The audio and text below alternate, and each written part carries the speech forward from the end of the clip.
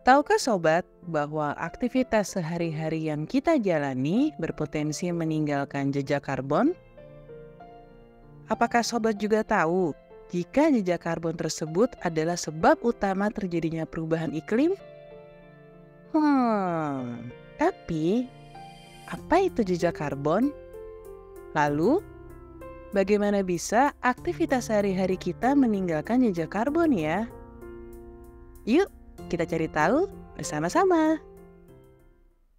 Carbon footprint atau jejak karbon merupakan istilah sederhana dari emisi gas rumah kaca yang kita hasilkan. Ukuran jejak karbon yang kita hasilkan bergantung pada banyak faktor. Faktor utamanya adalah jumlah emisi gas rumah kaca atau GRK yang dilepaskan ke atmosfer oleh aktivitas tertentu. Manusia, barang, hingga seluruh industri yang sedang berjalan saat ini memiliki jejak karbon. Jejak karbon kita sebagai manusia mencakup emisi dari berbagai macam sumber, mulai dari transportasi harian, makanan yang kita makan, pakaian yang kita beli, semua yang kita buang, dan banyak lagi. Menurut Mike Berners-Lee, seorang profesor di Lancaster University di Inggris dan penulis The Carbon Footprint of Everything, carbon footprint adalah jumlah total dari semua emisi gas rumah kaca yang harus terjadi agar suatu produk dapat diproduksi atau untuk melakukan suatu kegiatan.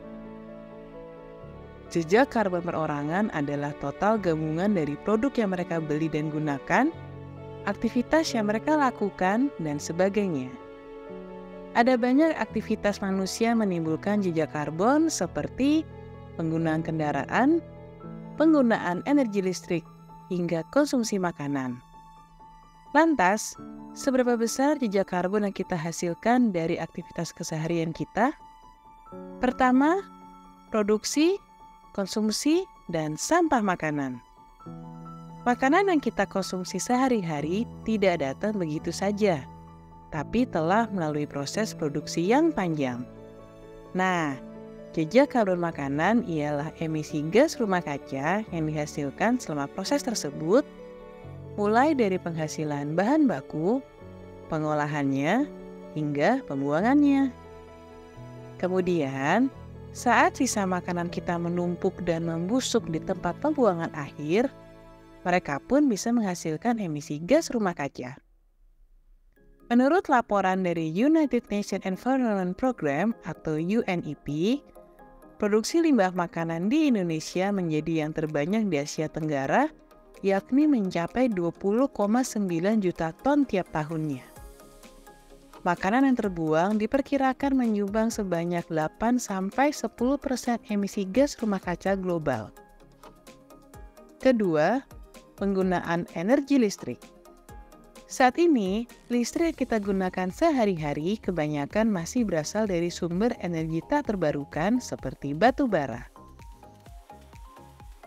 Jadi, semakin banyak listrik yang digunakan, maka akan semakin banyak pula emisi karbon yang dihasilkan dari pembakaran bahan bakar fosil di pembangkit tenaga listrik. Coba deh, sekarang kita hitung bersama. Ada berapa perangkat elektronik yang kita gunakan sehari-hari dan membutuhkan energi listrik? Mulai dari lampu, AC, mesin cuci, kulkas, komputer, dan mungkin masih banyak lainnya lagi. Menurut laporan dari United Nations Environment Programme atau UNEP, pada tahun 2020, sektor energi di Indonesia menyumbang 44% dari total emisi gas rumah kaca dengan volume 650,05 juta ton ekuivalen karbon dioksida. Ketiga, penggunaan transportasi. Berbagai aktivitas yang kita lakukan sehari-hari menuntut kita untuk berpindah dari satu tempat ke tempat lain. Jadi, tidak heran kalau banyak orang yang menghabiskan waktu sehari-harinya dengan menggunakan aneka transportasi seperti sepeda motor, mobil, bis, hingga pesawat. Faktanya, saat digunakan kendaraan-kendaraan ini akan menghasilkan polusi dan emisi yang memperburuk kualitas udara. Nah, kira-kira berapa banyak gas karbon yang sobat hasilkan setiap hari? Mau tahu cara menghitungnya? Yuk, kita cari tahu pada video berikutnya.